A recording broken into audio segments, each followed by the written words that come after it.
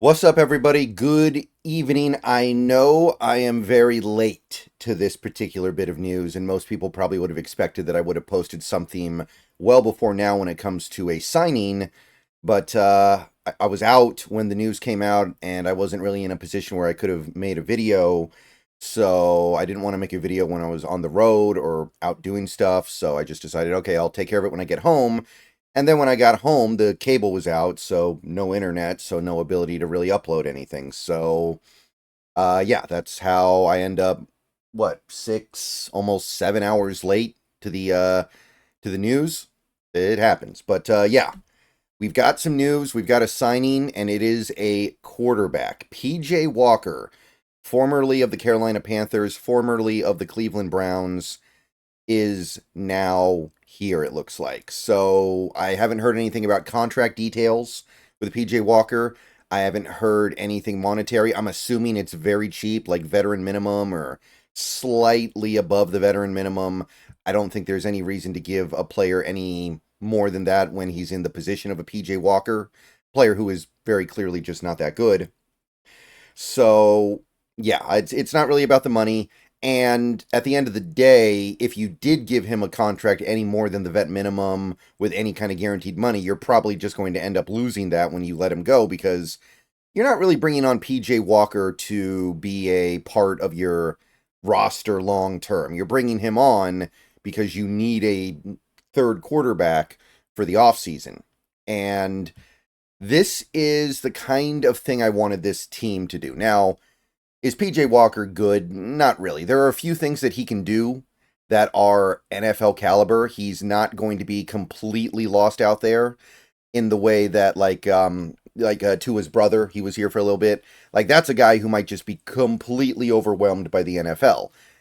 He was a rookie. He had never played in the NFL before. He wasn't really a very good player in college. Like that could have been completely DOA.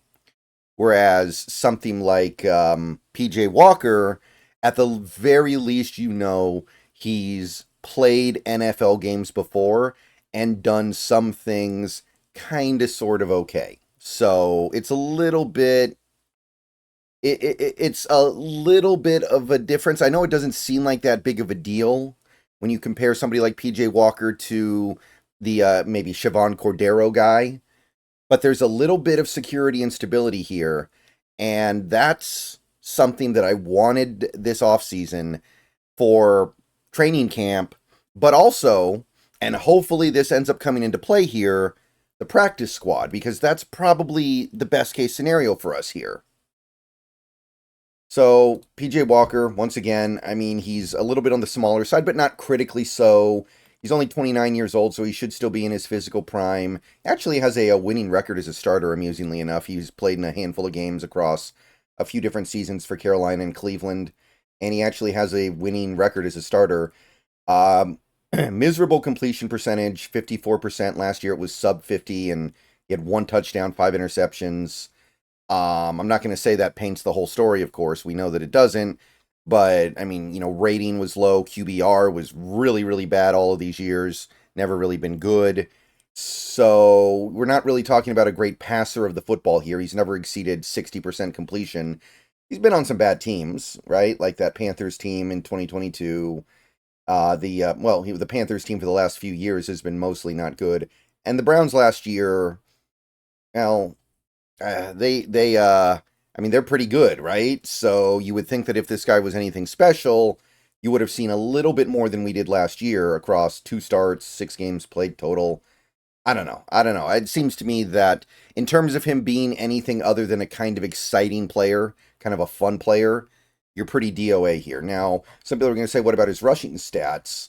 Well, actually, he does not really run with the football.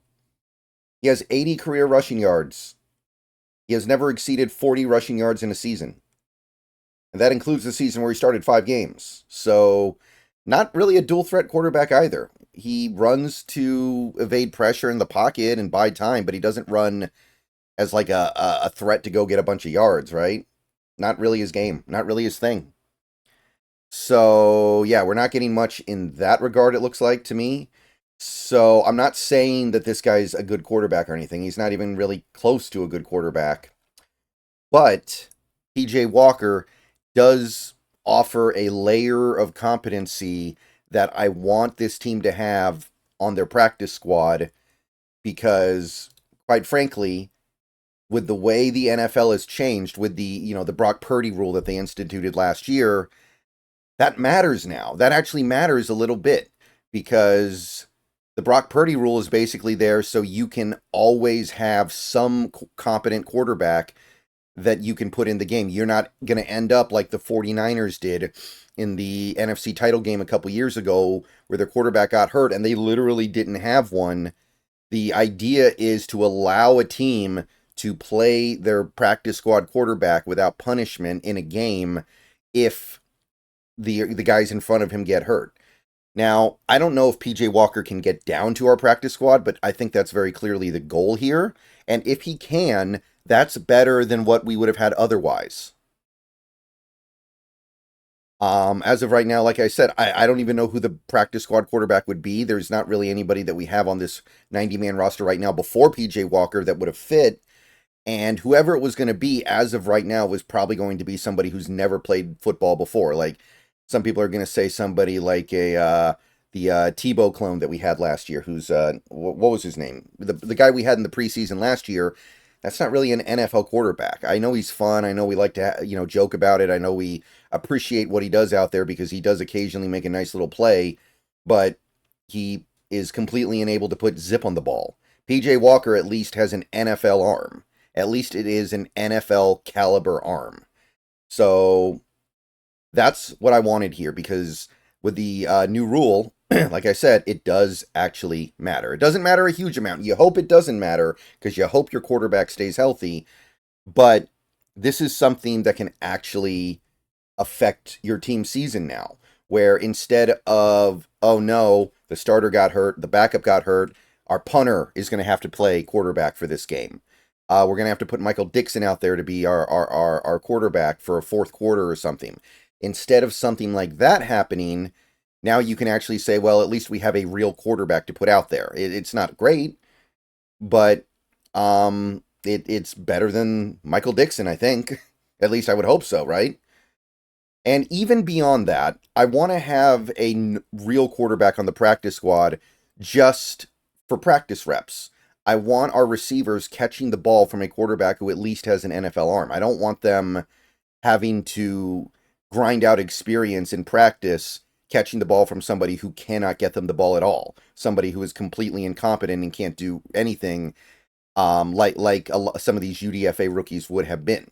So I like having someone who at the very least belongs in the league.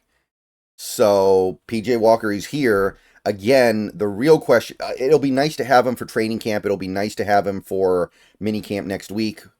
But the more important question is, if we like what we see this offseason, and then we let him go, can he survive waivers and get to the practice squad? And can he stay on the practice squad? Because that's where his value is going to be. I don't think this team is going to carry 3 quarterbacks. They traditionally don't.